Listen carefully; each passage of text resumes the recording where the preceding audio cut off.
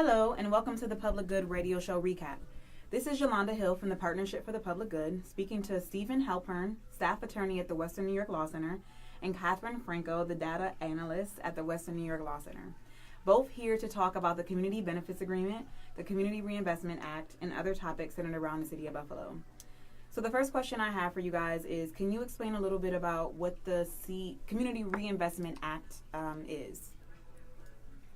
So the Community Reinvestment Act, Yolanda, is a federal law enacted in 1977, intended to encourage banks to invest with individuals and in areas where they had historically failed to provide adequate investment.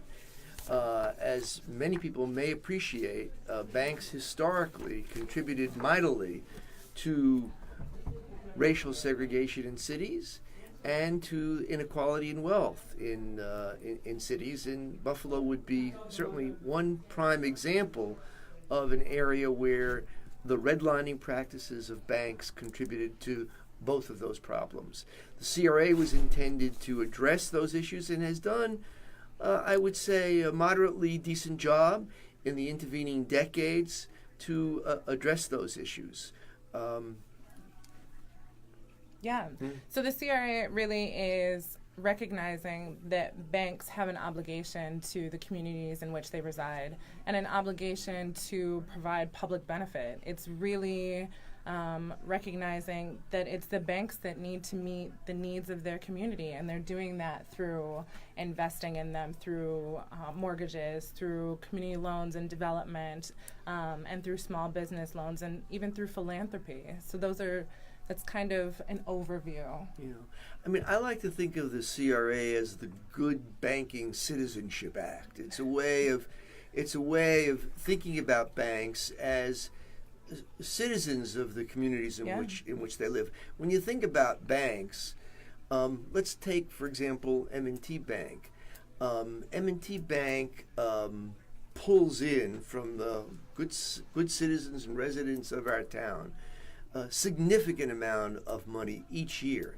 I like to think of people who deposit their money with any bank as, in some sense, the equivalent of shareholders in that institution.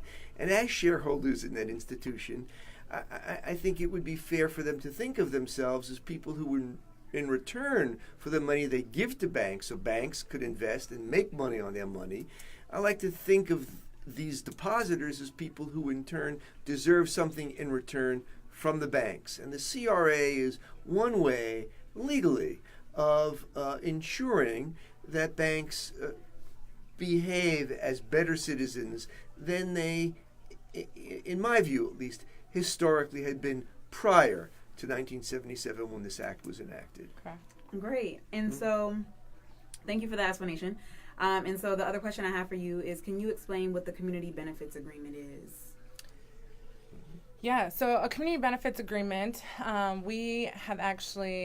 we being the Buffalo Niagara Community Reinvestment Coalition, have been able to negotiate two of them here in the Buffalo Niagara region, one with Northwest Bank and another with Key Bank. And the interesting thing about the Key Bank one is that in that negotiation, it was actually able to be negotiated nationally, because these banks don't just have a presence here at Buffalo Niagara, but they have a nationwide presence. And so that plan, that community benefits plan, is a nationwide one. And essentially what they are is they are looking at the CRA and they're taking it and they're saying, okay, as a bank that has an obligation to these communities, we want you to essentially come into an agreement with us to say that you are going to do these things.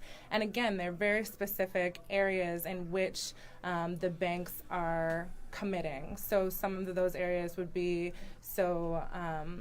loans and mortgages to LMI individuals or low to moderate income individuals, and also in low to moderate income census tracts, so in different areas of the city. So for Buffalo, that would be in certain areas of the west side, and the east side of Buffalo. Another area that you're looking at would be small business loans, so making sure that small businesses are able to thrive in your region. You have CDLI, which is Community Development Lending and Investment. So what CDLI does is that affords organizations, nonprofits, to be able to get loans through the bank for projects such as affordable housing. So really making sure, how I understand and look at the community benefits agreements, making sure, especially in relating it to Buffalo, that all parts of the city are able to essentially be invested in and really be given this new breath of vitalization. So essentially, community benefits agreements are holding banks accountable for what they are doing in our communities. Yeah, I just would add that the commitments in these agreements are particularly important at this point in the history of our city. We, as most people I think now acknowledge, are experiencing, in some respects, a renaissance in our region.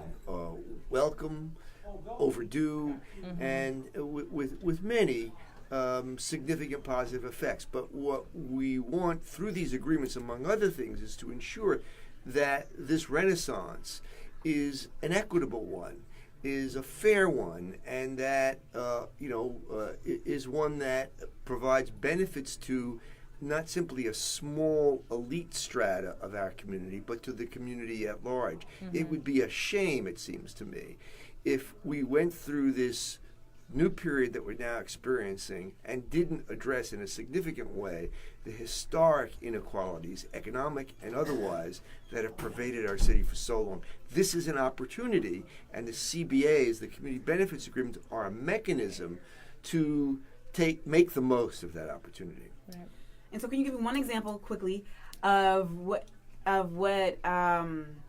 how the Community Reinvestment Act and the Community Benefits Agreement has manifested itself here in the city of Buffalo? Like, how can you visually see the impacts of those policies? So I don't know that you are visually seeing it as much as we would want to say at this point, but with the two agreements that we negotiated, we're going to be, over a 5-year period, we're going to be bringing over 2.4 billion into our region. That is going to mean so much in terms of who's going to be getting mortgages. Right now, we know that there's a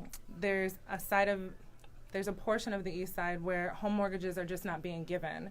And so even though CRA, and when we're looking at our community benefits agreements, we're saying that we're going to be lending to LMI individuals, we want to make sure that it's LMI individuals, or in those census tracts, we want to make sure that it's going to individuals who are living over there, that it's not going to be promoting gentrification, that it is going to be allowing for the whole of Buffalo and Buffalo Niagara to engage in this renaissance. So I really look at it and I see this money coming in. It's going to be affording those mortgages for first-time home buyers, stabilizing communities, also providing these organizations to engage in affordable housing projects, so that for those who home ownership isn't a possibility and renting makes more sense, then there's the option for that, because as we know, our rents have gone up incredibly in Buffalo over the past few years. And so this can have an impact in so many different ways.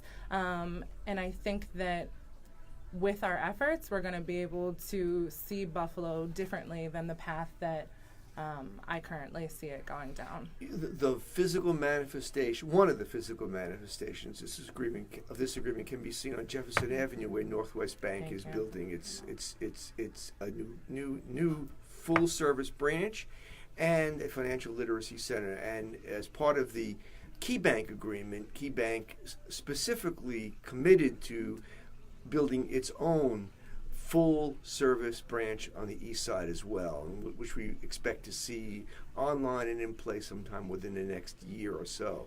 So we will see the physical manifestations of these agreements in place, some of which is already occurring, and we look forward to our discussions with other banks as well. Okay, well, thank you guys for that information, and thank you all for watching the Public Good Radio Show recap.